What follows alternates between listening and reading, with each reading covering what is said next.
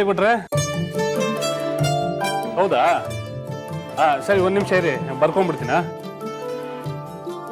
ಹೇಳಿ.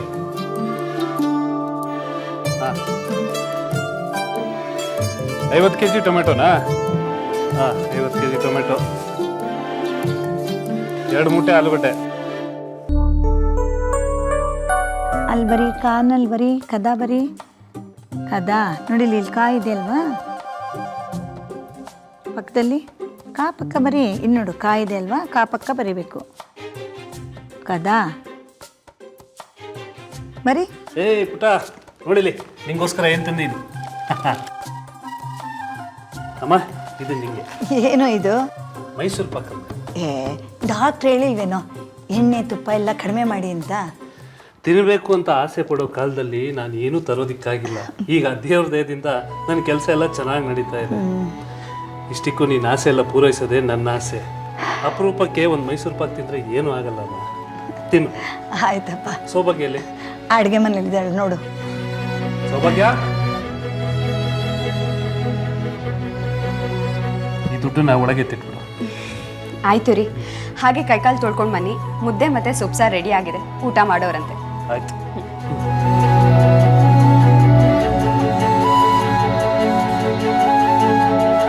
ರಾಜಣ್ಣ ಬಹಳ ಕಷ್ಟಪಟ್ಟು ಬದುಕನ್ನ ರೂಪಿಸ್ಕೊಂಡಿದ್ದ. ಒಂದು ಸಣ್ಣದಾಗಿ ವ್ಯಾಪಾರನೂ ಶುರು ಮಾಡ್ದ. ಈಗ 16,000 ವ್ಯವಹಾರಗಳು ನಡೆಸೋ ವ್ಯವಹಾರಸ್ಥ.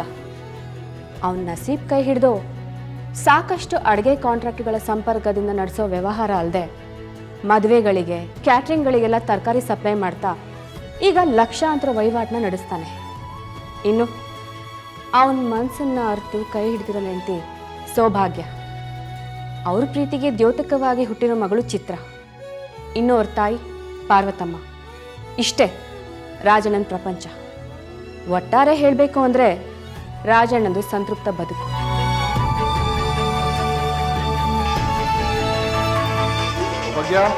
ಫೋನ್ ಯಾರ್ದು ನೋಡು.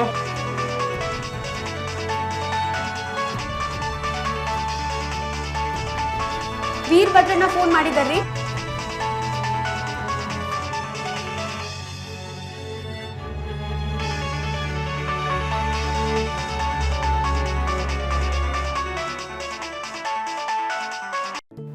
ಯಾಕೋ ರಾಜಣ್ಣ, ವೀರಭದ್ರ ಫೋನ್ ಮಾಡಿದ್ರೆ ಮಾತಾಡೋಕ್ಕೇನು? ಅಮ್ಮ, ನನ್ನ ಕನಸು ಏನು ಅಂತ ನಿಂಗೆ ಚೆನ್ನಾಗಿ ಗೊತ್ತಿದೆಯಲ್ಲಮ್ಮ. ಮಾರ್ಕೆಟಲ್ಲಿ ತರಕಾರಿ ಮಂಡಿಗೆ ನಾನು ಯಜಮಾನ ಆಗಬೇಕು ಅನ್ನೋದು. ನನ್ನ ಕನಸು ಇವಾಗ ನನಸಾಗೋ ಸಮಯ ಬಂದಿದೆ. ಸರಿ, ಅದಕ್ಕೂ ವೀರಭದ್ರನ ಹತ್ರ ಮಾತಾಡೋಕ್ಕೂ ಏನು ಸಂಬಂಧ? ನಾನು ಮಂಡಿ ಯಜಮಾನ ಆಗೋದು ವೀರಭದ್ರ ನನಗೆ ಇಷ್ಟ ಇಲ್ಲ. ಯಾಕ್ರಿ ಇಷ್ಟ ಇಲ್ಲ? ಅಲ್ಲ ಕಣೋ, ಅವನೇ ತಾನೇ ನಿನ್ನ ತರಕಾರಿ ಅಂಗಡಿ ಇಡೋಕ್ಕೆ ಸಹಾಯ ಮಾಡಿದ್ದು. ನೀನು ಉದ್ಧಾರ ಆಗ್ತೀನಿ ಅಂದರೆ ಆಶೀರ್ವಾದ ಮಾಡಿ ಸಂತೋಷ ಪಡೋದು ಬಿಟ್ಟು ನಿನ್ನ ದಾರಿಗೆ ಯಾಕೋ ಅಡ್ಡ ಬರ್ತಾನೆ? ತರಕಾರಿ ಅಂಗಡಿ ಸರಿಯಮ್ಮ, ಆದರೆ ನಾನು ಮಂಡಿ ಯಜಮಾನ ಆಗಿ ಅವ್ರು ಸರಿ ಸಮಾನವಾಗಿ ನಿಲ್ಲೋದು ಅವ್ರಿಗೆ ಇಷ್ಟ ಇಲ್ಲ. ಅದು ಅಲ್ಲದೆ ಮಾರ್ಕೆಟಲ್ಲಿರೋ ಅವ್ರ 2 ಮಂಡಿಗಳು ಲಾಸಲ್ಲಿ ನಡೀತಾ ಇದೆಯಂತೆ. ಈ ಟೈಮಲ್ಲಿ ನಾನು ಅವ್ರಿಗಿಂತ ಮೇಲಕ್ಕೆ ಹೊರಟೋದ್ರೆ ಅವ್ರು ಅದನ್ನು ಸಹಿಸ್ಕೊಳ್ಳೋಕ್ಕಾಗಲ್ಲ. ಇದೊಳ್ಳೆ ಚೆನ್ನಾಗಾಯ್ತಲ್ಲ. ದೇವ್ರ ಕಣ್ ಬಿಟ್ಟು ಬೇಕಾದನ್ನೆಲ್ಲ ಕೊಟ್ಟರು ಈ ಮನುಷ್ಯರಿಗೆ ಹೆದರೋ ಆಗಾಯ್ತಲ್ಲ. ಅಲ್ಲ, ನಿಮ್ಮ ಟೈಮ್ ಚೆನ್ನಾಗಿದೆ, ಎಲ್ಲ ಕೂಡ್ ಬರ್ತಾ ಇದೆ, ಅದಕ್ಕೆ ಅವ್ರು ಯಾಕೆ ಹೊಟ್ಟೆ ಕಿಚ್ಚಪಡ್ಬೇಕು? ನೋಡಪ್ಪ, ನಿನಗೆ ತೋಚ್ದಂಗೆ ಮಾಡು, ಆದರೆ ಯಾವುದೇ ಕಾರಣಕ್ಕೂ ಅವನ ಹತ್ರ ದ್ವೇಷ ಕಟ್ಕೊಬೇಡ ಕಣೋ. ಒಂದು ಕಾಲದಲ್ಲಿ ನೀನು ಬದುಕಕ್ಕೆ ಸಹಾಯ ಮಾಡಿದ್ದಾನೆ ಅನ್ನೋದನ್ನ ಮರಿಬೇಡ. ಆ ವಿಶ್ವಾಸ ನನಗೆ ವೀರಭದ್ರಣ್ಣನ ಮೇಲೆ ಯಾವಾಗಲೂ ಇರತ್ತಮ್ಮ. ಆ ವಿಚಾರ ಬಿಡು, ನಾನು ಅವ್ರಿಗೆ ಏನೋ ಒಂದು ಹೇಳಿ ಸಮಾಧಾನ ಮಾಡ್ತೀನಿ. ಊರಿಗೆ ಹೋಗ್ತೀನಿ ಅಂತ ಸೌಭಾಗ್ಯನ ಹತ್ರ ಹೇಳ್ತಿದ್ದಂತೆ. ಹ್ಞೂ ಕಣೋ, ಒಂದು ವಾರದಿಂದ ಕಮಲ 2-3 ಸತಿ ಫೋನ್ ಮಾಡಿದ್ಲು. ಅದಕ್ಕೆ ಇವತ್ತು ಹೋಗಿ 2 ದಿವಸ ಇದ್ದು ಬರ್ತೀನಿ. ಸರಿ ಅಮ್ಮ, ಹೋಗ್ಬಿಟ್ ಬಾ, ಹುಷಾರಾಗಿ ಹೋಗ್ಬಿಟ್ ಬಾ. ಆಯ್ತಪ್ಪ. ಇದು ಇಟ್ಕೊಂಡಿರಮ್ಮ. ಸರಿಯಪ್ಪ, ನಾನು ಬರಲಮ್ಮ. ಹೋಗ್ಬಾ. ಸೌಭಾಗ್ಯ, ನಾನು ಹೋಗ್ಬಿಟ್ಟು ಬರ್ತೀನಿ. ಆಯ್ತು ರೀ.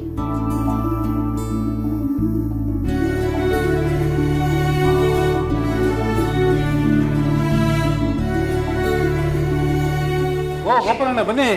ನಿಮ್ಮ ಟೈಮ್ ತುಂಬ ಚೆನ್ನಾಗಿದೆ ರೀ ರಾಜಣ್ಣ. ಯಾಕೆ ಗೋಪಾಲಣ್ಣ? ಮಂಡಿಲಿ ಅಂಗಡಿ ಬೇಕು ಅನ್ನೋರಿಗೆ ಜೀವಮಾನ ಕಳೆದ್ರೂ ಸಿಗೋದಿಲ್ಲ. ನೀವು ಯಾವ ಗಳಿಗೆ ಹೇಳಿದ್ರು ನೋಡಿ, ನಿಮ್ಗೆ ಸಿಕ್ಕೇ ಬಿಡ್ತು. ಏನು ಹೇಳ್ತಾ ಇದ್ದೀರಾ ಗೋಪಾಲಣ್ಣ? ಮೇನ್ ಮಂಡಿಲೇ ತಾನೆ? ಹೌದಪ್ಪ, ಮೇನ್ ಮಂಡಿನಲ್ಲೇ. ಇನ್ಮೇಲೆ ನೀವು ಮಂಡಿ ಮರ್ಚೆಂಟೆ. ಬೇಗ ಬನ್ನಿ, ಆಫೀಸರ್ನ ಪರಿಚಯ ಮಾಡ್ಕೊಡ್ತೀನಿ. ಸರಿ ಗೋಪಾಲಣ್ಣ. ಲೇ ಆನಂದ, ಅಂಗಡಿ ಕಡೆ ನೋಡ್ಕೊಳ. ಆಮೇಲೆ ಐತಾಳ್ರು ಫೋನ್ ಮಾಡಿದ್ರೆ ಸಾಯಂಕಾಲ ಕಲ್ಯಾಣ ಮಂಟಪಕ್ಕೆ ಎಲ್ಲ ಕಳಿಸ್ಬಿಡ್ತೀನಿ ಅಂತ ಹೇಳು. ಬನ್ನಿ ಗೋಪಾಲ. ನನ್ನ ಘನತೆ ಏನು, ಗೌರವ ಏನು ಅಂತೇಳಿ ನಿಮಗೆ ಚೆನ್ನಾಗಿ ಗೊತ್ತು. ಏನೋ ಕೆಟ್ಟ ಕಾಲ, ಕೈಯೆಲ್ಲ ಕಟ್ಟಾಕ್ದಾಗಿದೆ. ಸ್ವಲ್ಪ ದಿನ ಅಡ್ಜಸ್ಟ್ ಮಾಡ್ಕೊಳ್ಳಿ ಸರ್. ವೀರಭದ್ರಪ್ಪನವರೇ, ನಮ್ಮ ಕೈಲಿ ಏನು ಮಾಡೋಕ್ಕಾಗಲ್ಲ ನೋಡಿ. ನಮ್ಮ ವೈಯಕ್ತಿಕ ವಿಚಾರಗಳನ್ನು ಕಾನೂನು ಕಟ್ಲೆಗಳು ಕೇಳೋದಿಲ್ಲ. ಅದು ನನಗೂ ಗೊತ್ತಿರೋದೆ. ಮಂಡಿಗಳಲ್ಲಿ 2 ಅಂಗಡಿಗಳು ಚೆನ್ನಾಗಿ ನಡೀತಿತ್ತು. ಯಾವಾಗ ನನ್ನ ಮಗನ ಫ್ಯಾಕ್ಟ್ರಿಗೆ ಇರೋ ಬರೋ ದುಡ್ಡೆಲ್ಲ ಹಾಕಿದ್ನೋ ಆಗ್ಲಿಂದ ಸ್ವಲ್ಪ ಬಿಗಡಾಯಿಸ್ತು ಸರ್. ನೋಡಿ, ನಿಮಗೆ ಸಾಕಷ್ಟು ಟೈಮ್ ಕೊಟ್ಟಾಗಿದೆ. ಈಗ ನನ್ನ ಕೈಲಿ ಏನೂ ಇಲ್ಲ. ಅಂಗಡಿಗಳನ್ನ ಬೇರೆಯವ್ರಿಗೆ ಬಿಟ್ಕೊಟ್ಟು ಆ ಸಾಲನ ರಿಕವರ್ ಮಾಡ್ಕೊಳ್ಳಿ ಅಂತ ಸಾಹೇಬರು ನಮ್ಗೆ ಆರ್ಡರ್ ಮಾಡಿದ್ದಾರೆ. ನೀವು ಕೀಸೆ ಹ್ಯಾಂಡ್ ಓವರ್ ಮಾಡಿಬಿಡಿ ಅಷ್ಟೇ. ಇಲ್ಲ ಇಲ್ಲ ಇಲ್ಲ, ನನ್ನ ಕೈಲಿ ಏನು ಮಾಡ್ಕೋ ಸಾಧ್ಯ ಇಲ್ಲ ಸರ್. ಮಂಡಿಲಿ 2 ಅಂಗಡಿ ಖಾಲಿ ಆಗುತ್ತೆ ಅಂತ ಹೇಳಿದ್ರಲ್ಲ, ಇವರು ಟೆಂಡರ್ ಹಾಕೋದಕ್ಕೆ ರೆಡಿಯಾಗಿದ್ದಾರೆ. ನೀವು ಮನಸ್ಸು ಮಾಡಿದ್ರೆ ಇವರು ಒಬ್ಬ ಮಂಡಿ ಮರ್ಚೆಂಟ್ ಆಗ್ಬೋದು. ಏನಪ್ಪ, ಫೋನ್ ಮಾಡಿದ್ರು ಫೋನ್ ತೆಗಿದೇ ಇರೋಷ್ಟು ಕಷ್ಟ ನನಗೆ? ಹಾಗೆಲ್ಲ ಏನೂ ಇಲ್ಲ ಅಣ್ಣ, ಸ್ವಲ್ಪ ಬ್ಯುಸಿ ಇದೆ ಅಷ್ಟೇ. ಗೋಪಾಲಣ್ಣ ಇಲ್ಲಿ ಕರೆದ್ರು, ಅದಕ್ಕೆ ಇವ್ರ ಜೊತೆ ಬಂದೆ. ನೀವಿಲ್ಲಿ ಇರ್ತೀರಾ ಅಂತ ನಂಗೆ ಗೊತ್ತಿರಲಿಲ್ಲ ಅಣ್ಣ. ನೋಡಿ ಇವರೇ, ನಿಮಗೆ ಬಿಟ್ಕೊಡ್ತಿರೋ ಅಂಗಡಿ ಇವ್ರಿಗೆ ಸೇರಿದ್ದೆ. ಇದೇನು ಸರ್, ಬಿಟ್ಕೊಡಂಗೆ ಮಾತಾಡ್ತಿದ್ದೀರಾ? ನಾನು ಮಂಡಿಲಿ ಅಂಗಡಿ ಸಿಗತ್ತೆ ಅಂತ ಬಂದೆ, ಆದರೆ ಅದು ನಿಮ್ಮದೇ ಅಂಗಡಿ ಅಂತ ನಂಗೆ ಗೊತ್ತಿರಲಿಲ್ಲ ಅಣ್ಣ. ಈಗ ಗೊತ್ತಾಯ್ತಲ್ಲ, ಬಂದ್ ದಾರಿ ಸುಂಕ ಇಲ್ಲ ಅಂತ ಹೇಳಿ ಬಂದ್ ದಾರಿಲೇ ಹೊರಟೋಗು. ರೀ ವೀರಭದ್ರಪ್ಪ, ಈ ಮಾತಿರೋ ಸರಿ ಇಲ್ಲ ಕಣ್ರಿ. ಏನು ಸರ್, ಅಂಗಡಿಗೆ ಟೋಕನ್ ತಗೊಂಡು ರಸೀದಿ ಕೊಡ್ತೀನಿ ಎಂದಿದ್ರಿ. ನಾನು ಈಗಲೂ ಆ ಮಾತಿಗೆ ಬದ್ಧವಾಗಿದ್ದೀನಿ. ಸರ್ ಹೋಗಲಿ, 1 ವಾರ ಟೈಮ್ ಕೊಡಿ ಸರ್, ನನ್ನ ಅಂಗಡಿ ನಾನು ಉಳಿಸ್ಕೊಳ್ತೀನಿ. ಸರ್, ಬೇಕಿದ್ರೆ ನಾನು ಅಡ್ವಾನ್ಸ್ ಮಾಡ್ತೀನಿ. ವೀರಭದ್ರಣ್ಣ 1 ವಾರದಲ್ಲಿ ಅಂಗಡಿನ ಬಿಡಿಸ್ಕೊಳ್ಳಿಲ್ಲ ಅಂದರೆ ಆಗ ನೀವು ನನ್ನ ಹೆಸರಿಗೆ ಮಾಡಿ. ಇವ್ರು ಅಂಗಡಿನ ಬಿಡಿಸ್ಕೊಂಡ್ರೆ ನನಗೂ ಸಂತೋಷನೇ. ಏನಲ್ಲೇ ರಾಜ, ನನಗೆ ಟೈಮ್ ಕೊಡೋಷ್ಟು ದೊಡ್ಡನಾಗ್ಬಿಟ್ಟಿಯ ನೀನು? ಇರ್ಲಿ ಮಗನೇ, ನೀನು ಎಲ್ಲಿ ಗುಣ ಹಾಕ್ಬೇಕು ಅಂತ ನನಗೆ ಚೆನ್ನಾಗಿ ಗೊತ್ತು. ಅಣ್ಣ ಆಗಲ್ಲ, ನನ್ನ ಮಾತು ಕೇಳೇನ ಅಣ್ಣ? ಇದೇನ್ರಿ ಇದು? ನೀವ್ ಯಾವಾಗ ಬಂದ್ರಿ? ನೀ ಅಡುಗೆ ಮನೇಲಿ ಕೆಲಸ ಮಾಡ್ತಿದ್ಯಲ್ಲ, ಆಗಲೇ ಬಂದೆ. ಅಮ್ಮ ಊರಿಗೆ ಹೋದ್ರ? ಹಾ, ಸಂಜೆನೆ ಹೋದ್ರು. ಪಾಪಗೆ ಮಲಗಿಸ್ತೀಯಾ? ಈಗ ಸ್ವಲ್ಪ ಹೊತ್ತಿಗೆ ಮುಂಚೆ ಊಟ ಮಾಡಿಸಿ ಮಲಗಿಸ್ದೆ. ನೀವ್ಯಾಕೆ ಒಂಥರ ಇದ್ದೀರಾ? ನಾನು ಇವತ್ತು ಆಫೀಸರ್ ಹತ್ರ ಹೋಗಿದ್ದೆ ಮಂಡಿ ಬಗ್ಗೆ ವಿಚಾರಿಸೋದಕ್ಕೆ. ವೀರಭದ್ರಣ್ಣನೂ ಅಲ್ಲೇ ಇದ್ರು. ನನಗೆ ಸಿಗ್ತಾ ಇರೋ ಅಂಗಡಿ ಬೇರೆ ಯಾರ್ದು ಅಲ್ಲ, ವೀರಭದ್ರಣ್ಣಂದೇ. ನಾನು ಇಷ್ಟು ದಿವಸ ವೀರಭದ್ರಣ್ಣನ ಒಳ್ಳೆತನ ಮಾತ್ರ ನೋಡಿದ್ದೆ, ಆದರೆ ಅವ್ರು ನನ್ನ ಮೇಲೆ ಅಷ್ಟೊಂದು ಕೋಪ ಮಾಡ್ಕೊಂಡಿರೋದು ಅಣ್ಣ ಬರ್ತಾ ಇದ್ದಾನೆ. ಅಣ್ಣ ಏನಣ್ಣ ಇಲ್ಲಿ ಕಾಯ್ತಾ ಇದ್ದೀರಾ? ಏನು ಮಾಡೋದಪ್ಪ, ಮಂಡಿ ಮರ್ಚೆಂಟ್ ಆಗೋ ಹೊರಟಿರೋ ಸಾಹುಕಾರ ನೀನು. ನಿನ್ನ ಕಾಯೋರಲ್ಲಿ ತಪ್ಪೇನಿಲ್ಲ ಬಿಡು. ಏನಣ್ಣ ಹೀಗೆ ಮಾತಾಡ್ತಾ ಇದೆಯಾ? ನೀವು ತೋರಿಸಿದ ದಾರಿಲಿ ಬದುಕನ್ನು ಕಂಡ್ಕೊಂಡಿರೋ ನಾನು, ನೀವು ಬೆಳೆಸಿದ ಹುಡುಗ ನಾನು. ನಾನು ಆ ನಂಬಿಕೆ ಮೇಲೆ ಬಂದಿದ್ದೀನಿ. ನೋಡು ರಾಜ, ನಿನ್ನೆ ಆಫೀಸ್ನಲ್ಲಿ ನಾನೇನೋ ಕೋಪದಲ್ಲಿ ಮಾತಾಡ್ಬಿಟ್ಟೆ, ಅದನ್ನೆಲ್ಲ ಮರ್ತುಬಿಡು. ಈಗ ನಾನು ಯಾಕೆ ಬಂದಿದ್ದೀನಿ ಗೊತ್ತಾ? ಹೇಳೇಣ. 1 ವಾರ ಅಲ್ಲ, 1 ತಿಂಗಳು ಟೈಮ್ ಕೊಟ್ಟರು ನನ್ನ ಕೈಲಿ ಅಂಗಡಿ ಬಿಡಿಸ್ಕೊಳಕ್ಕಾಗೋದಿಲ್ಲ. ನನ್ನ ದುಡ್ಡನ್ನೆಲ್ಲ ನನ್ನ ಮಗನ ವ್ಯವಹಾರಕ್ಕೆ ಹಾಕ್ಬಿಟ್ಟಿದ್ದೆ. ನಾನು ಚೆನ್ನಾಗಿ ಬದುಕಿ ಬಾಳ್ದವನು. ಈ ಮಂಡಿಗಳನ್ನೆಲ್ಲ ಕಳ್ಕೊಂಡ್ರೆ ನನಗೆ 3 ಕಾಸಿನ ಬೆಲೆ ಇರೋದಿಲ್ಲ. ನಾನೊಂದು ಉಪಾಯ ಹೇಳ್ತೀನಿ, ಹಾಗೆ ಮಾಡಿದರೆ ನನಗೂ ಅನುಕೂಲ, ನಿನಗೂ ಅನುಕೂಲ. ಅದೇನು ಹೇಳೋಣ? ಮಂಡಿ ಅಂಗಡಿ ನೀನೇ ನೋಡ್ಕೊ, ಆದರೆ ಅದು ನನ್ನ ಹೆಸರಲ್ಲೇ ಇರಲಿ. ಬೇಕಿದ್ರೆ ನಾನು ನಿನಗೊಂದು ಅಗ್ರಿಮೆಂಟ್ ಬರ್ಕೊಡ್ತೀನಿ.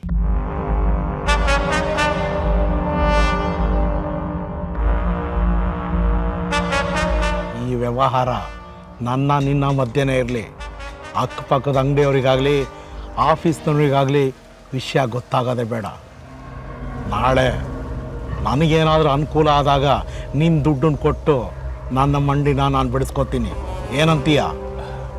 ಅಣ್ಣ ನಂಗೆ ಯಾಕೋ ಇದು ಸರಿ ಅನ್ನಿಸ್ತಾ ಇಲ್ಲ. ಏನೇ ಆದರೂ ಕಾಯ್ದೆ ಪ್ರಕಾರನೇ ಆಗಲಿ. ಹೇಗಿದ್ರು 1 ವಾರ ಟೈಮ್ ಇದೆ ಅಲ್ವಾ, ಅಷ್ಟರಲ್ಲಿ ನೀವು ಅಂಗಡಿ ಬಿಡಿಸ್ಕೊಂಬಿಡಿ. ನನಗೂ ಸಂತೋಷನೇ. ವೇಳೆ ಆಗಲಿಲ್ಲ ಅಂದರೆ ನಾನೇ ಆ ಅಂಗಡಿನ ಬಿಡಿಸ್ಕೋತೀನಿ. ನನ್ನನ್ನು ಮುಳುಗಿಸಿ ನನ್ನ ಮಂಡಿನ ತಗೊಂಡೆ ಅಂತ ನೋಡ್ದವ್ರ ಮುಂದೆ ಮೀಸೆ ತಿರುಗಿಸೋ ಆಸೆ ಏನೋ ನಿಂಗೆ? ಯಾಕೆ ಹೀಗೆ ಮಾತಾಡ್ತಾ ಇದ್ದೀರಣ್ಣ? ಅಣ್ಣ ಹೇಳ್ದಂಗೆ ಕೇಳೋಕ್ಕೇನೋ ನಿನ್ನ ಗುಂಗು. ಅಣ್ಣ ನೀವು ಅನ್ರಣ್ಣ, ಇವ್ನಿಲ್ಲೇ ಎತ್ತು ಬಿಡ್ತೀನಿ. ಮುನಿ, ಇದೆಲ್ಲ ಚೆನ್ನಾಗಿರಲ್ಲ. ನೀನೊಬ್ಬನೇ ಗಂಡಸಲ್ಲ ಇಲ್ಲಿ. ಲೇ ಕುನ್ನಿ, ಏನು ನಿನ್ನ ಗಂಡಸ್ತನನ ನನ್ನ ಮೇಲೆ ತೋರಿಸ್ತೀಯನೋ? ಅಣ್ಣ ನೀವು ಯಾಕೆ ಹೀಗೆ ಹೇಳ್ತಾ ಇದ್ದೀರಾ? ನಾನು ಹೇಳಿದ ಮುನಿಗೆ. ಇವನು ನಿಯತ್ತಾಗಿರೋನು, ನಿನ್ನ ಹಾಗೆ ತಿನ್ನು ಮನೆಗೆ 2 ಬಗೆಯೋನಲ್ಲ. ನೋಡೋ, ಕೊನೆ ಸಲ ಹೇಳ್ತಾ ಇದ್ದೀನಿ, ನನ್ನ ಮಾತಿಗೆ ಒಪ್ಕೋತೀಯೋ ಇಲ್ವೋ? ಇಲ್ಲ ಅಣ್ಣ, ಆಗಲ್ಲ. ಹೌದಾ? ಲೇ, ಪರದಿಟ್ಕೋ. ನನ್ನ ಎದುರಾಕೋಬೇಕು ಅಂದರೆ 2 ಗುಂಡಿಗೆ ಬೇಕು. ನನ್ನ ಹೆಂಡತಿ ವಿಧವೆ ಆದರೆ ಅದಕ್ಕೆ ನಾನು ಜವಾಬ್ದಾರಿ ಅಲ್ಲ. ಬರೆದಿಟ್ಕೋ. ಏಯ್, ಮತ್ತಿನ್ನೇನು ಮಾಡಲಿ? ನೋಡಿ, ನೀವೇ ಹೇಳಿದ್ರಿ ಅವ್ರ ಹತ್ರ ಎಲ್ಲ ಥರ ಜನರಿದ್ದಾರೆ ಅಂತ. ಅದು ಅಲ್ಲದೆ ಜೀವ ಬೆದರಿಕೆ ಬೇರೆ ಹಾಕಿದ್ದಾರೆ. ನಾಳೆ ಏನಾದರೂ ಹೆಚ್ಚು ಕಡಿಮೆ ಆದರೆ ಪೊಲೀಸಿಗೆ ಕಂಪ್ಲೇಂಟ್ ಕೊಡಿ.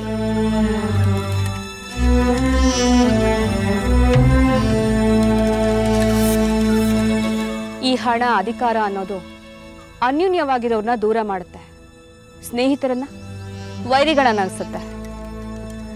ಏನೇನೋ ವ್ಯಾಪಾರನ ಮಾಡಿ ಕೈ ಸುಟ್ಕೊಂಡ ರಾಜಣ್ಣನಿಗೆ ತರಕಾರಿ ಅಂಗಡಿನ ಇಡೋಕೆ ಹೇಳಿದ್ದು ಇದೇ ವೀರಭದ್ರಪ್ಪ. ರಾಜಣ್ಣನ ಏಳಿಗೆ ಕಂಡು ಸಂತೋಷ ಪಡ್ತಿದ್ದ ವೀರಭದ್ರಪ್ಪ ಯಾವಾಗ ರಾಜಣ್ಣ ಬೆಳೆದು ತನ್ನದೇ ಮಂಡಿಯನ್ನ ಕೊಂಡ್ಕೊಳ್ಳೋ ಸ್ಥಿತಿಗೆ ಬನ್ನೋ ಅವನ ಕೈಲಿ ಸಹಿಸ್ಕೊಳಕ್ಕಾಗ್ಲಿಲ್ಲ. ವೀರಭದ್ರಪ್ಪನ್ಗೆ ಹರ್ಟ್ ಆಯ್ತು. ಇಂಥ ಪರಿಸ್ಥಿತಿಲಿ ರಾಜಣ್ಣನ ನಡೆ ಏನು?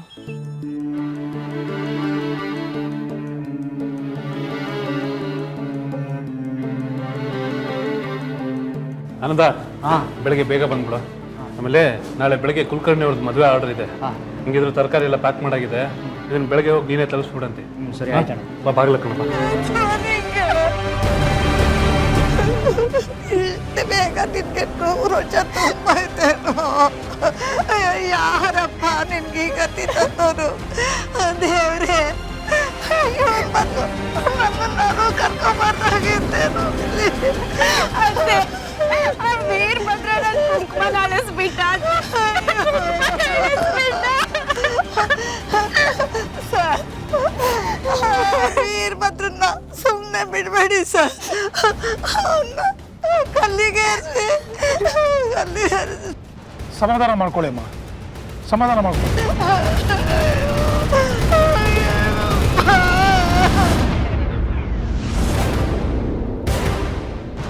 ಏನೋ ನೀನೇನು ತಾಣಗಾರನ? ಸರ್, ಮರ್ಯಾದೆ. ನನ್ನ ವಿಷಯ ಏನು ಅಂತ ನಿಮಗೆ ಗೊತ್ತಿಲ್ಲ. ನಿನ್ನ ಬಗ್ಗೆ ನಾವೇನೋ ಗೊತ್ತು ಮಾಡ್ಕೋಬೇಕು, ಇಡಿಯಟ್. ಸರ್, ನಾನೇನು ಮಾಡಿದೆ ಸರ್? ಮುಚ್ಚ ಬಾಯಿ. ನಿನ್ನ ಅಂಗಡಿನ ನಿನಗೆ ಉಳಿಸ್ಕೊಳ್ಳೋ ತಾಕತ್ತಿಲ್ಲ. ಸರ್ಕಾರದವರು ಬೇರೆಯವ್ರಿಗೆ ಬಿಟ್ಕೊಡ್ತಿದ್ದಾರೆ. ಅಷ್ಟಕ್ಕೆ ನಾನು ರಾಜನ ಕೊಂದ್ಬಿಟ್ಯಾ? ಸರ್, ನಾನು ಮರ್ಡ್ರು ಮಾಡಿಸ್ತಿಲ್ಲ. ನನ್ನ ಮಾತು ನಂಬಿ ಸರ್. ಸರ್, ಇವನು ರಾಜಣ್ಣನಿಗೆ ಕೊಲೆ ಬೆದರಿಗೆ ಹಾಕಿರೋದನ್ನ ನೋಡಿರೋ ಸಾಕ್ಷಿಗಳಿದ್ದಾರೆ ಸರ್. ಏನೋ ಹಾಗೆ ಎದುರಿಸೋದಕ್ಕೆ ಹಾಗೆ ಮಾಡಿದೆ ಸರ್. ಕೊಲ್ಲೋ ಉದ್ದೇಶ ನನಗೆ ಇರಲಿಲ್ಲ ಸರ್. ನೀನು ಉದ್ದೇಶ ಏನಿತ್ತು ಅಂತ ನಾವು ಬಯಲು ಮಾಡ್ತೀವಿ. ಹೌದು, ಅವನು ಯಾರಪ್ಪ ನೀನು ರೈಟ್ ಹ್ಯಾಂಡ್ ಇದ್ದಾನಂತಲ್ಲ, ಮುನಿ ಅಂತ. ಎಲ್ಲಿ ಅವನು? ಅವನೇನು ಮಾಡ್ದ ಸರ್? ಪ್ರಶ್ನೆಗೆ ಉತ್ತರ ಕೊಡು, ಪ್ರಶ್ನೆ ಹಾಕ್ಬೇಡ. ಹೌದು, ಊರಿಗೆ ಹೋಗಿದ್ದಾನೆ ಸರ್. ಊರಿಗೆ ಹೋಗಿದ್ದಾನ? ಯಾವ ಊರಿಗೆ?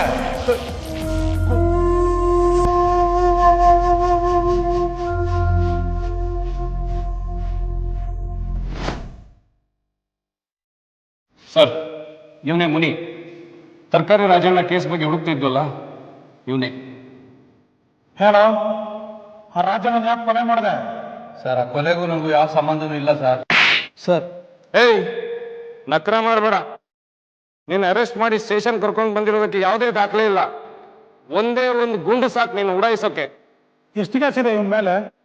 ಸರ್, ಸುತ್ತಮುತ್ತ ಸ್ಟೇಷನ್ ಲಿಮಿಟ್ಸಲ್ಲಿ ಒಂದು 5-6 ಪುಡಿ ಕೇಸ್ ಇರ್ಬೋದು ಸರ್. ಹಾಗೆ ತಡ ಯಾಕೆ?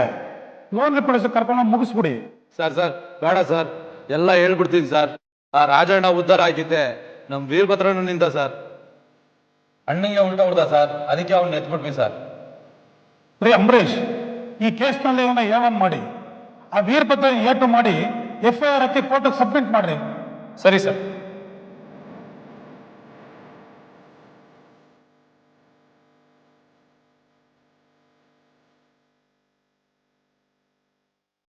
ಸರ್ ಪೋಸ್ಟ್ ಬಂದಿದೆ ಸರ್.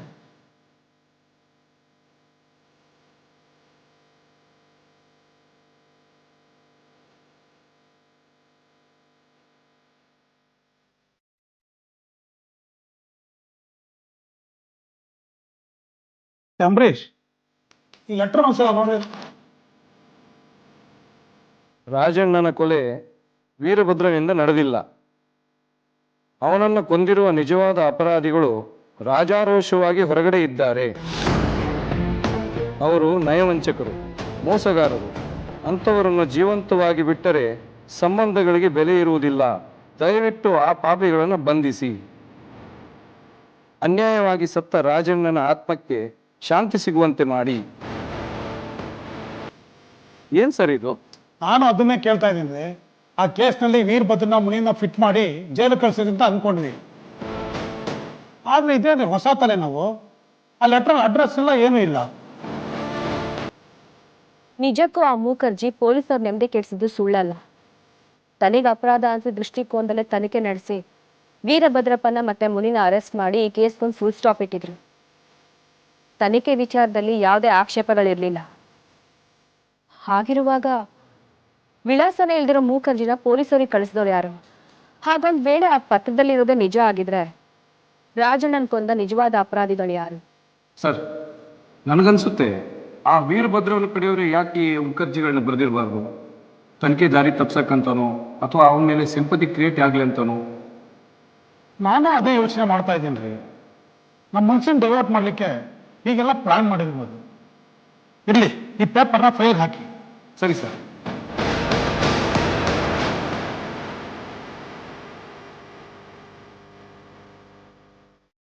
ಏನ್ರಿ ಮಿಸ್ಟರ್ ಅಂಬರೀಷ್? ಸರ್, ಇವತ್ತು ಇನ್ನೊಂದು ಮುಖರ್ಜಿ ಬಂದಿದೆ.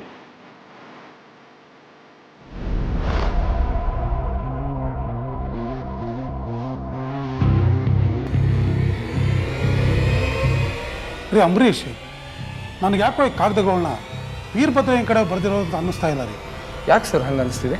ನೋಡಿ, ನಾವು ನಂಬಿರೋ ಸತ್ಯ ಸುಳ್ಳಾಗಿರ್ಬೋದು ಅಥವಾ ನಿಜವಾದ ಸತ್ಯ ನಮ್ಗೆ ಗೋಚರ ಆಗದೇನೂ ಇರ್ಬೋದು. ಅದೇನು ಅಂತ ಇವತ್ತು ಕ್ಲಿಯರ್ ಆಗ್ಬಿಡ್ಬೇಕು.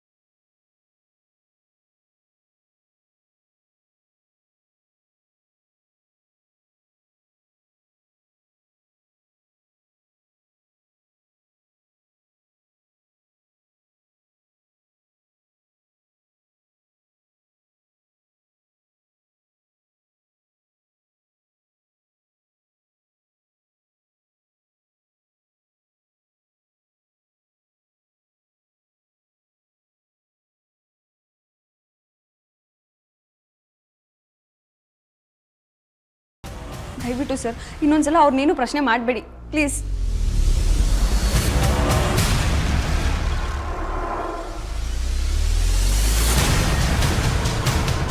ಏನು ಸರ್ ಅಷ್ಟು ಕುತೂಹಲದಿಂದ ನೋಡ್ತಾ ಇದ್ದೀರಿ? ಏನೋ ಮಿಸ್ ಹೊಡಿತದೆ ಅನ್ನಿಸ್ತಾ ಇದೆ.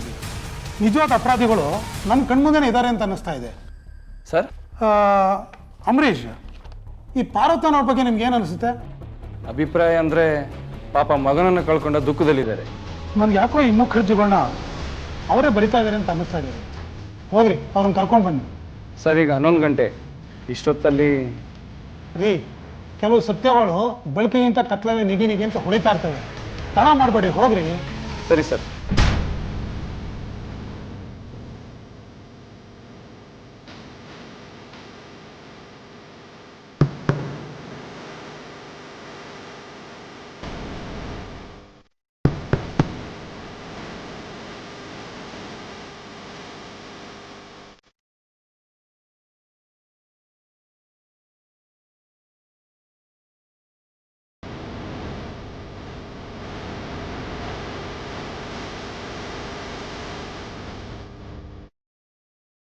ಏನ್ ಸರ್ ಇದು, ಇಷ್ಟೊತ್ತರ ಬಂದಿದ್ದೀರಾ?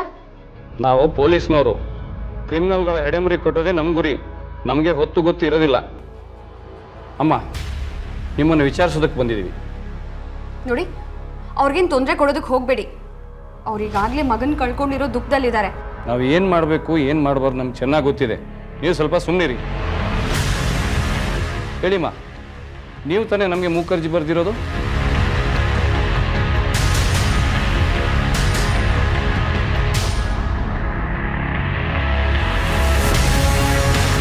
ನೀವು ಯಾರಿಗೂ ಹೆದರಬೇಕಾಗಿಲ್ಲ. ಧೈರ್ಯವಾಗಿ ಹೇಳಿಮ್ಮ. ಹೌದು ಸರ್, ನಾನೇ ಅದನ್ನು ಬರೆದಿದ್ದು. ನಾನೇ ಬರೆದಿದ್ದು ಸರ್. ನನ್ನ ಮಗನ ಕೊಂದಿದ್ದು ಆ ವೀರಭದ್ರ ಅಲ್ಲ ಸರ್, ಈ ರಾಕ್ಷಸಿನ ಕೊಂದಿದ್ದು. ಇವಳ ಜೊತೆಗೆ ಪ್ರಿಯಕರನು ಸೇರ್ಕೊಂಡಿದ್ದ ಸರ್. ಇಬ್ರು ಸೇರಿ ನನ್ನ ಮಗನ ಕೊಂದಾಕ್ಬಿಟ್ರು ಸರ್, ಕೊಂದಾಕ್ಬಿಟ್ರು. ಆ ಮನೆ ಹಾಳ ರೂಮಲ್ಲೇ ಇದ್ದೇನೆ ಸರ್. ಮತ್ತು ಹೊರಗಡೆ ಹೇಳ್ಕೊಂಡು ಬನ್ನಿ ಸರ್. ಇವರಿಬ್ರೆ ನನ್ನ ಮಗನ ಕೊಂದಿದ್ದು ಸರ್. ಇವರಿಬ್ರು ನನ್ನ ಮಗನ ಕೊಂದಿದ್ದು. ಹೋಗ್ರಿ, ಒಳಗಡೆ ಯಾರಿದ್ದಾರೆ ನೋಡಿ. ಇಲ್ಲ ಸರ್, ಒಳಗಡೆ ಯಾರು ಇಲ್ಲ. ನೋಡಿ, ನಮ್ಮ ಅತ್ತೆ ಮಗನ ಕಳ್ಕೊಂಡಿರೋ ದುಃಖದಲ್ಲಿ ತಲೆ ಕೆಟ್ಟು ಏನೇನೋ ಮಾತಾಡ್ತಾ ಇದ್ದಾರೆ. ಒಳಗಡೆ ಯಾರು ಇಲ್ಲ. ನೋಡಿ, ನೀವು ನಮ್ಮ ಕರ್ತವ್ಯಕ್ಕೆ ಅಡ್ಡಿ ಬಂದರೆ ನಿಮಗೆ ತೊಂದರೆ. ಹಾಗಾದ್ರೆ ಆ ಮೂಕರ್ಜಿಗಳನ್ನ ಬರೆದಿದ್ದು ರಾಜಣ್ಣನ ತಾಯಿ ಪಾರ್ವತಿನ? ರಾಜಣ್ಣನ್ ಕೊಂದಿದ್ದು ಅವನ್ ಕೈ ಹಿಡಿದ ಧರ್ಮ ಪತ್ನಿನೇನ? ಇಷ್ಟಕ್ಕೂ ಸೌಭಾಗ್ಯನ್ ಕೋಣೆಲಿದ್ದ ಅಪರಿಚಿತ ವ್ಯಕ್ತಿ ಯಾರು? ಸಿಕ್ಕಾಕೊಂಡಿದ್ದಾಯ್ತು, ಇನ್ನೇನು ಮುಚ್ಚಿಡಕ್ಕಾಗಲ್ಲ. ನೋಡಿ, ನೇರ ಬಾಯ್ ಬಿಟ್ರೆ ನಿಮಗೆ ಒಳ್ಳೇದು, ಇಲ್ಲ ಅಂದ್ರೆ ನಮ್ಮ ಸ್ಟೇನಲ್ಲಿ ಬಾಯ್ ಬಿಡಿಸ್ಬೇಕಾಗತ್ತೆ. ಇಲ್ಲ ಸರ್, ನೀವು ಅನ್ಕೊಂಡಾಗೆ ನಾವೇನು ತಪ್ಪು ಮಾಡಿಲ್ಲ ಸರ್. ಹೌದು ಸರ್. ಸುಳ್ಳು ಹೇಳಿದ್ರೆ ಬಾಯಿ ಸಿಗ್ಸಾಕ್ಬಿಡ್ತೀನಿ ಸರ್. ವೀರಭದ್ರನೇ ನನ್ನ ಮಗನ ಸಾವಿಗೆ ಕಾರಣ ಅಂತ ನಾನು ಅಂದ್ಕೊಂಡಿದ್ದೆ. ಇವರಿಬ್ಬರು ರಂಗನಾಟ ಎಷ್ಟು ದಿವಸದಿಂದ ನಡೀತಿದ್ದೋ ಏನೋ ಗೊತ್ತಿಲ್ಲ. ಮಗ ಸತ್ ಒಂದು ವಾರಕ್ಕೆ ಒಂದು ದಿವಸ ನಾನು ಅಂಗಡಿಗೆ ಹೋಗಿ ಮನೆಗೆ ವಾಪಸ್ ಬಂದೆ.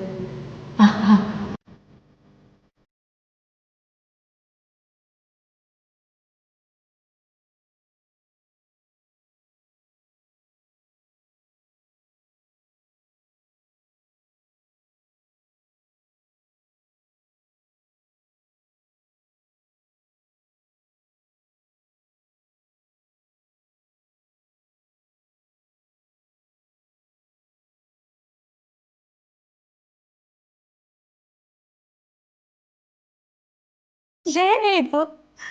ಎಂತ ಕೆಲಸ ಮಾಡ್ತಾ ಇದ್ದೀಯ ನೀನು? ಯಾರ ಇವನು? ನನ್ನ ಮಗ ಸತ್ತು ಒಂದು ವಾರ ಕೂಡ ಆಗಿಲ್ಲ, ಇಂಥ ಹೊಲಸ ಕೆಲಸಕ್ಕೆ ಹೇಳ್ಬಿಟ್ಟೇನೆ. ಅತ್ತೆ, ನನ್ನ ಮಾತು ಕೇಳು. ಇದನ್ನೆಲ್ಲ ದೊಡ್ಡದು ಮಾಡೋದಕ್ಕೆ ಹೋಗ್ಬೇಡ. ನಾಚಿಕೆ ಆಗಲ್ವೇ ನಿಮಗೆ ಮಾತಾಡಕ್ಕೆ? ನಾನೇನು ನೀವಿಬ್ರನ್ನ ಸುಮ್ಮನೆ ಬಿಡ್ತೀನಿ ಅನ್ಕೊಂಡಿದ್ದೀರಾ? ಇಬ್ರನ್ನು ಬೀದಿ ನಿಲ್ಲಿಸಿ ಮಾನ ಕಳಿತೀನಿ. ಬದುಕೋ ಆಸೆ ಇಲ್ವಾ ನಿನ್ಗೆ? ನಿನ್ ಮಗ ಇರೋ ಜಾಗ ಕಳಿಸ್ಬೇಕಾ ನಿನ್ಗೆ? ಹೇಳೋ.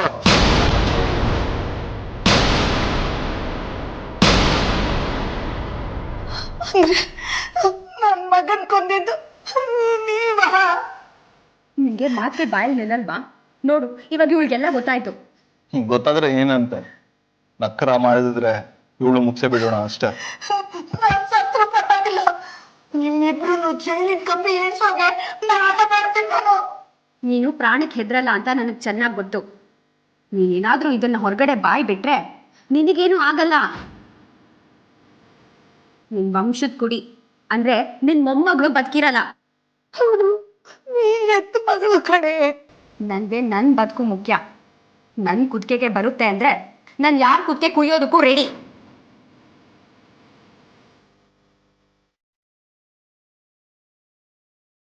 ಈ ಮನೆ ಹಾಳರು ನನ್ನ ಮೊಮ್ಮಗಳನ್ನ ಕೊಲೆ ಮಾಡ್ತೀವಿ ಅಂತ ಬೆದರಿಕೆ ಹಾಕಿದ್ರು ಸರ್.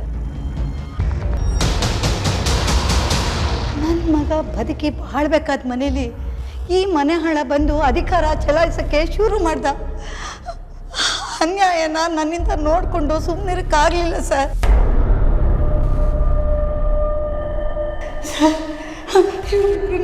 ಸುಮ್ಮನೆ ಬಿಡಬೇಡಿ, ಖಂಡಿತ ಸುಮ್ಮನೆ ಬಿಡಬೇಡಿ. ಸಮಾಧಾನ ಮಾಡ್ಕೊಳ್ಳಿ, ಸಮಾಧಾನ ಮಾಡ್ಕೊಳ್ಳಿ. ಇವರು ವಿಚಾರಿಸ್ಕೊಳ್ಳೋಕ್ಕೆ ನಾವಿದ್ದೀವಿ. ಹೇಳಿ, ರಾಜನನ್ನು ಯಾಕೆ ಕೊಲೆ ಮಾಡಿದ್ರಿ? ಅದಕ್ಕೆ ಕಾರಣ ಆದ್ರೂ ಏನು? ಈ ಶೇಖರ್ ನಿಮ್ಗೆ ಎಷ್ಟು ವರ್ಷದಿಂದ ಪರಿಚಯ? ನಾವಿಬ್ರು ಅಕ್ಕಪಕ್ಕದ ಊರಿನವರು ಸರ್. PUC ಒಟ್ಟಿಗೆ ಓದಿದ್ದು. ಇಬ್ರು ಒಬ್ರನ್ನೊಬ್ರು ಪ್ರೀತಿಸ್ತಾ ಇದ್ವಿ. ಮದ್ವೆನೂ ಆಗ್ಬೇಕು ಅಂತ ಅನ್ಕೊಂಡಿದ್ವಿ. ಆದ್ರೆ ಈ ವಿಷಯ ಮನೇಲಿ ಗೊತ್ತಾಗಿ ಗಲಾಟೆ ಮಾಡಿದ್ರು. ನಾನು ಎಷ್ಟೇ ವಿರೋಧ ಮಾಡಿದ್ರು ನನ್ನ ಮಾತು ಕೇಳ್ದೆ PUC ಮುಗ್ದಿದ ತಕ್ಷಣ ರಾಜು ಜೊತೆ ನನ್ನ ಮದುವೆ ಮಾಡಿಸ್ಬಿಟ್ರು ಸರ್.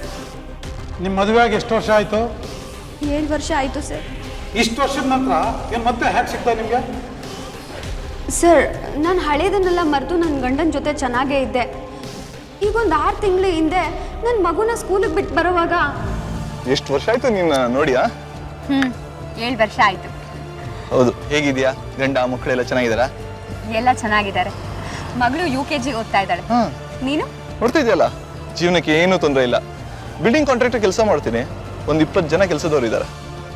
ನನ್ನ ಮನೆಯವ್ರು ಇಲ್ಲೇ ತರಕಾರಿ ಅಂಗಡಿ ಇಟ್ಟಿದ್ದಾರೆ. ನೀನೆಲ್ಲಿದ್ಯಾ? ಇಲ್ಲೇ 4th ಬ್ಲಾಕ್. ನಿನ್ ಬಿಡು ಇದ್ದಾಗ ಮನೆಗೊಂದ್ಸಲ ಬಾ. ಅಡ್ರೆಸ್ಸು?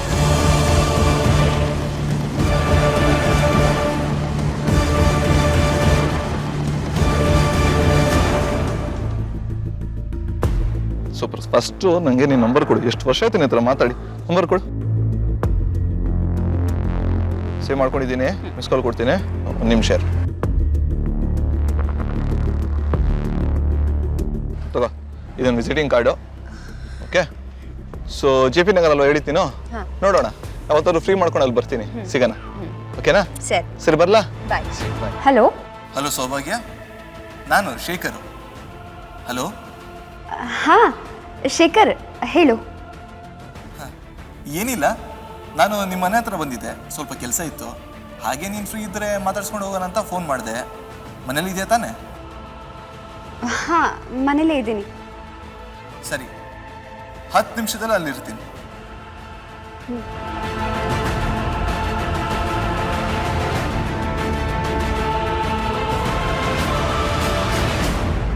ಏನು ಮನೇಲಿ ಯಾರು ಕಾಣ್ತಾ ಇಲ್ಲ? ಅದು ನಮ್ಮ ಯಜಮಾನ್ರು ಬೆಳಗ್ಗೆ ಹೋದರೆ ಬರೋದು ಸಂಜೆನೆ. ನನ್ನ ಮಗಳು ಸ್ಕೂಲ್ಗೆ ಹೋಗಿದ್ದಾಳೆ. ಇನ್ನು ನಮ್ಮ ಅತ್ತೆ ಅವ್ರ ಮಗಳ ಮನೆ, ನೆಂಟ್ರ ಮನೆ, ದೇವಸ್ಥಾನ ಅಂತ ಅಲ್ಲಿ ಇಲ್ಲಿ ಹೋಗ್ತಾ ಇರ್ತಾರೆ. ಹಾಗಾದ್ರೆ ನೀನು ಒಬ್ಬಳೇದಾಗ ಬಂದು ಡಿಸ್ಟರ್ಬ್ ಮಾಡಿದೆ ಅನ್ಸುತ್ತೆ.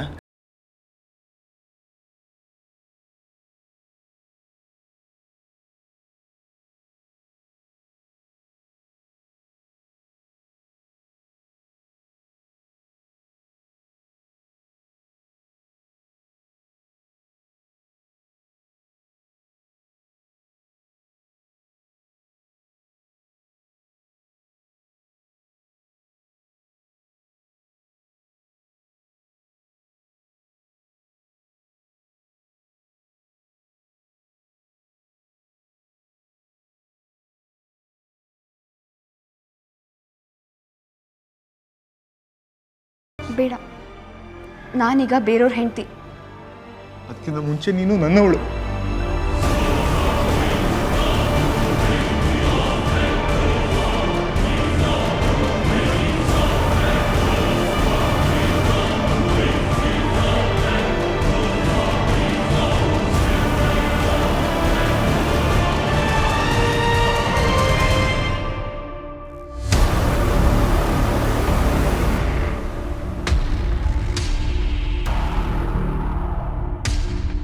ರೀ, ಇವರು ಶೇಖರ್ ಅಂತ ನಮ್ಮೂರಿನವ್ರೆ.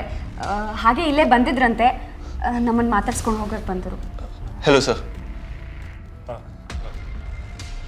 ಇದು ಟೆಂಡರ್ ಅಪ್ಲಿಕೇಶನ್ ಫೈಲು ಬಿಟ್ಟೋಗ್ಬಿಟ್ಟಿದೆ, ಒಳಗಿಟ್ಟಿದ್ದೀನಿ ತಗೋ.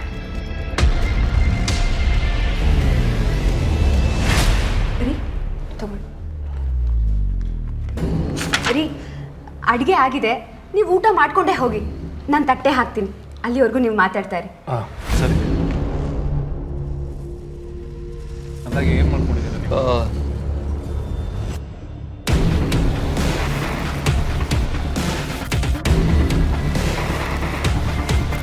ಹಲೋ ಸರ್, ನಮಸ್ಕಾರ. ಇಲ್ಲೇ ಸ್ವಲ್ಪ ಕೆಲಸ ಇತ್ತು, ಹಂಗೆ ಮಾತಾಡ್ಸ್ಕೊಂಡು ಹೋಗೋಣ ಅಂತ ಬಂದೆ. ಬರ್ತೀನಿ ಸರ್. ಇವ್ ನಿಮ್ಮ ಊರಿನವನು ಅಂತ ಹೇಳಿದೆ. ಊರಿನವನು ಆದರೆ ಅಪರೂಪಕ್ಕೆ ಮನೆಗೆ ಬಂದರೆ ಪರವಾಗಿಲ್ಲ. ಇವ್ನು ನೋಡಿದ್ರೆ ಮೇಲಿನ ಮೇಲೆ ಮನೆಗೆ ಬರ್ತಾ ಇದ್ದಾನೆ, ಅದು ಯಾರು ಮನೇಲಿ ಇಲ್ಲದೆ ಇರುವಾಗ. ಏನು ನಡೀತಾ ಇದೆ ಇಲ್ಲಿ? ರೀ ಯಾಕ್ರಿ ಏನೋನು ಮಾತಾಡ್ತೀರಾ? ಅವ್ನು ನನಗೆ ಅಣ್ಣನ ಸಮಾನ. ನೋಡು ಸೌಭಾಗ್ಯ, ಇದೆಲ್ಲ ಚೆನ್ನಾಗಿರಲ್ಲ. ನಾನು ಈಗಲೂ ನಿಮ್ಮ ಅಪ್ಪಂಗೆ ಫೋನ್ ಮಾಡಿ ಅವ್ನು ಯಾರು ಅಂತ ಕೇಳ್ತೀನಿ. ಛೀ ರೀ, ನೀವಿಷ್ಟು ಕೀಳ್ಮಟ್ಟಕ್ಕೆ ಇಳಿತೀರಾ ಅಂತ ನಾನು ಅನ್ಕೊಂಡಿರ್ಲಿಲ್ಲ. ನೋಡಿ, ನೀವು ಅನ್ಕೊಂಡಿರೋ ಹಾಗೆ ನಮ್ಮಿಬ್ರ ಮಧ್ಯೆ ಏನೂ ಇಲ್ಲ. ಬಂಗಾರದಂಥ ಬದುಕನ್ನ ತಮ್ಮ ಕೈಯಾರೆ ಹಾಳು ಮಾಡ್ಕೊಳ್ಳೋ ಇಂಥ ಹೆಣ್ಮಕ್ಳು ಬುದ್ಧಿಗೆ ಏನು ತಾನೇ ಹೇಳಬೇಕು? ಇದು ಅವ್ರಿಗವರೇ ಮಾಡ್ಕೊಳ್ಳೋ ಮೋಸ ಮಾತ್ರ ಅಲ್ಲ, ತಮ್ಮನ್ನು ನಂಬಿರೋರಿಗೆ ಮಾಡೋ ವಿಶ್ವಾಸ ದ್ರೋಹ.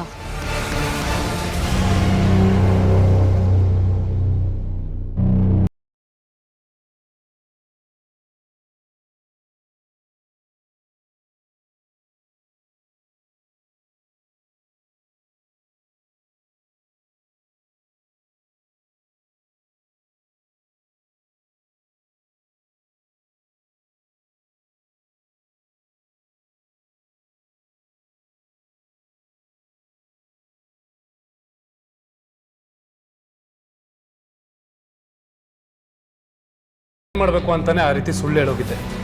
ಎಲ್ಲ ಅವನು ಎಲ್ಲಿ ಬಚ್ಚಿಟ್ಕೊಂಡಿದ್ದಾನೆ? ಯಾರು ರೀ?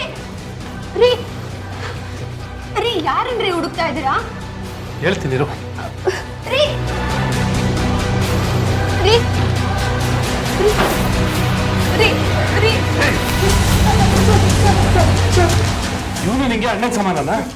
ಅದಕ್ಕೆ ಗಂಡ ಮನೇಲಿ ಇದ್ದಾಗ ಇವನಿಗೆ ಕರ್ಸ್ಕೊತಾ ಇದ್ದ ಅಲ್ವಾ? ಇನ್ನು ಎಷ್ಟು ಸಂಸಾರನ ಹೀಗೆ ಹಾಳು ಮಾಡಿದ್ಯೋ? ನಿನ್ನ ಇವತ್ತು ಹುಟ್ಟಲಿಲ್ಲ ಹಾಕ್ಬಿಡ್ತಾರೆ.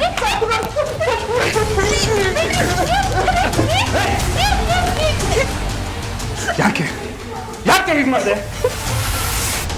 ನಂಗೆ ಯಾಕೆ ಮೋಸ ಮಾಡಿದೆ? ರೀ ನನ್ನನ್ನು ಕೊಂದಾಕ್ಬಿಡ್ರಿ ಪ್ಲೀಸ್, ನನ್ನನ್ನು ಕೊಂದ್ಬಿಡಿ. ನಿಮ್ಮ ಹತ್ರ ಕ್ಷಮೆ ಕೇಳೋ ಯೋಗ್ಯತೆನ ನಾನು ಉಳಿಸ್ಕೊಂಡಿಲ್ಲ, ನನ್ನನ್ನು ಕೊಂದ್ಬಿಡಿ.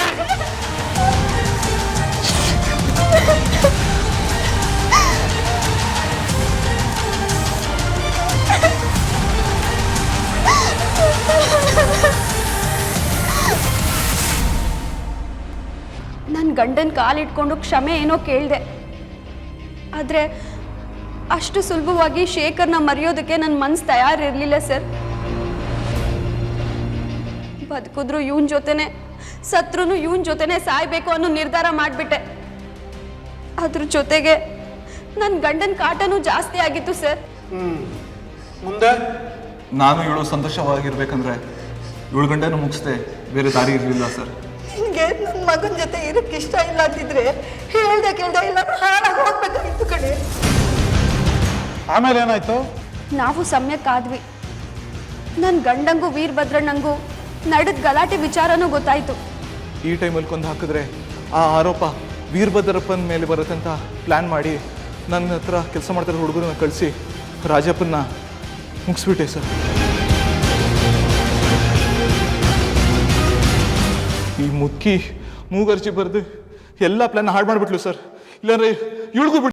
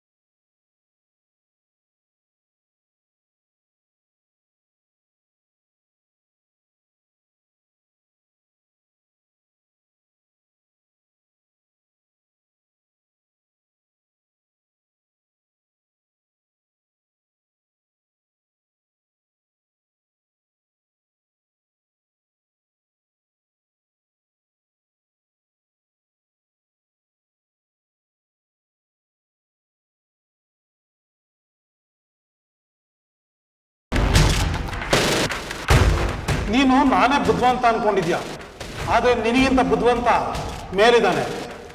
ಏನಮ್ಮ ಇವನು ಮಹಾಸಾಚ ಅಮರ ಪ್ರೇಮಿ ಅಂತ ನಿನ್ನ ಬಂಗಾರದ ಜೀವನ ಹಾಳು ಮಾಡ್ಕೊಂಡಲ್ಲಮ್ಮ.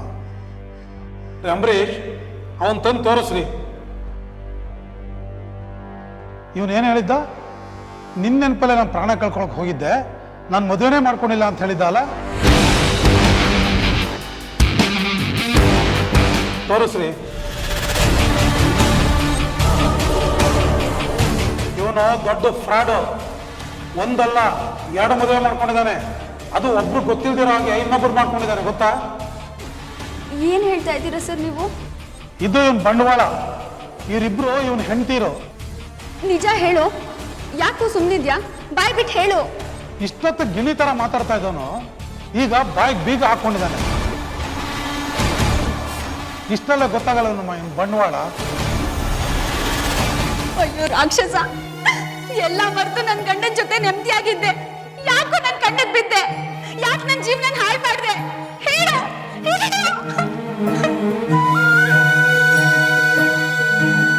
ಅಯ್ಯೋ, ಪ್ರಾಣಕ್ಕಿಂತ ಹೆಚ್ಚಾಗಿ ಪ್ರೀತಿಸ್ತಿದ್ ನನ್ನ ಗಂಡ ಬಂಗಾರದ ನನ್ನ ಸಂಸಾರನ ನಾನೇ ಹಾಳು ಮಾಡ್ಕೊಂಡ್ಬಿಟ್ಟೆ. ಅಯ್ಯೋ.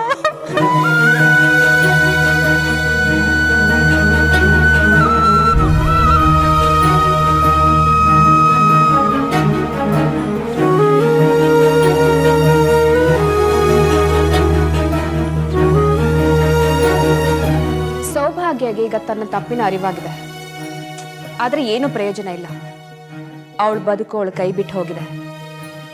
ತಾನು ಇಟ್ಟ ತಪ್ಪು ಹೆಜ್ಜೆಯ ಪರಿಣಾಮವನ್ನ ಅವಳಿಗೆ ಎದುರಿಸದೆ ಬೇರೆ ವಿಧಿನೇ ಇಲ್ಲ. ಅವಳ ಸ್ಥಿತಿಗೆ ಮರುಕ ಪಡಬೇಕಾ ಅಥವಾ ತನಗೆ ತಾನೇ ಮಾಡಿಕೊಂಡ ಸ್ವಯಂಕೃತ ಅಪರಾಧ ಅನ್ಬೇಕಾ? ತನಗೆ ದಕ್ಕಿದ್ದು ಉಳಿಲಿಲ್ಲ, ತಾನು ಬಯಸಿದ್ದು ಸಿಗ್ಲಿಲ್ಲ ಅನ್ನೋ ಹಾಗಾಯ್ತು ಅವಳ ಪರಿಸ್ಥಿತಿ. ಇರೋ ಬಂಗಾರದಂತ ಬದುಕನ್ನ ಬಿಟ್ಟು ಮರೀಚಿಕೆ ಬೆನ್ನತ್ ಹೋಗಿ ಜೀವನ ಪೂರ್ತಿ ಪಶ್ಚಾತ್ತಾಪ ಪಡೋ ಹೆಣ್ಮಕ್ಳಿಗೆ ಸೌಭಾಗ್ಯನ ಬದುಕು ಒಂದು ಪಾಠ ಆಗ್ಬೇಕು.